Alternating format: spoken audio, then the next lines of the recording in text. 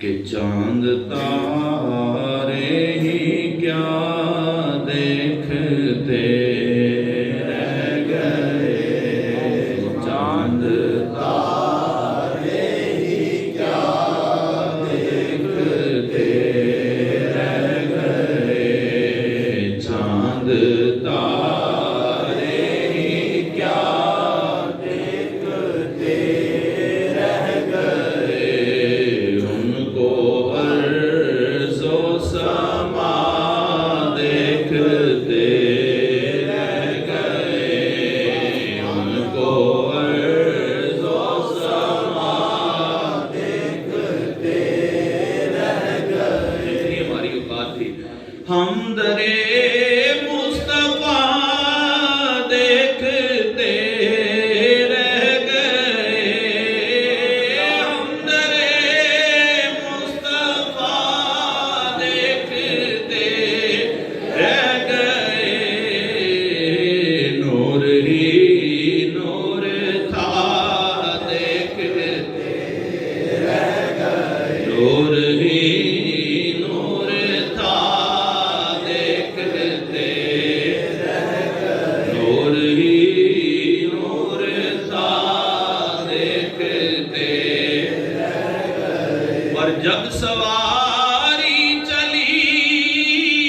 جبرائیل امین، جب سواری چلی جبرائیل امین، صورت نقش پا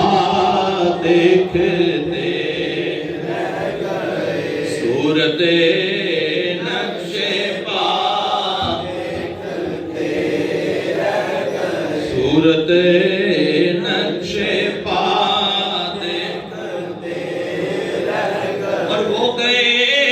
عرش پر اور روح الامین۔ میں نے رات کو عرض کیا تھا کہ جبریل امین سدرۃ المنتہا سے آگے جا نہیں سکتے، ایسے ہی ہے نا؟ جبریل امین سدرہ سے آگے جا نہیں سکتے، حضرت یقین مانیں وہ دیکھ بھی نہیں سکتے۔ میں اس حد سے آگے آپ انڈیا کے بارڈر پہ چلے جائیں، آپ انڈیا جا نہیں سکتے، دیکھ تو سکتے ہیں نا، آپ کو ان کا بارڈر ان کی طرف نظر تو آتی ہے نا، جا نہیں سکتے تو حضرت جبریل کا وہ جو سدرۃ المنتہا ہے نا، وہ ایسا بارڈر ہے کہ جبریل آگے خالی جا نہیں سکتے، دیکھ نہیں سکتے۔ جبریل کہاں پر دیکھتے ہیں؟ صرف وہی دیکھیں، پیر نصیر الدین نصیر شاہ صاحب کہتے ہیں کہ وہ گئے عرش پر اور روح الامین، وہ گئے عرش پر اور روح الامین، سدرۃ المنتہا دیکھتے، سدرۃ المنتہا دیکھتے رہ گئے، سدرۃ المنتہا دیکھتے رہ گئے، جب سواری چلی اور روح الامین، سدرۃ المنتہا دیکھتے رہ